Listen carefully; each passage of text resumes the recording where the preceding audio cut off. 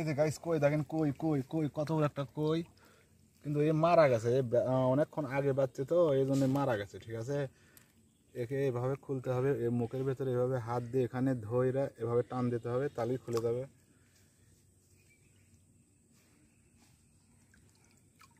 Guys দেখেন দেখেন দেখেন, পুঁটির মাছ, দেশি পুঁটি, একে বলে দেশি পুঁটি।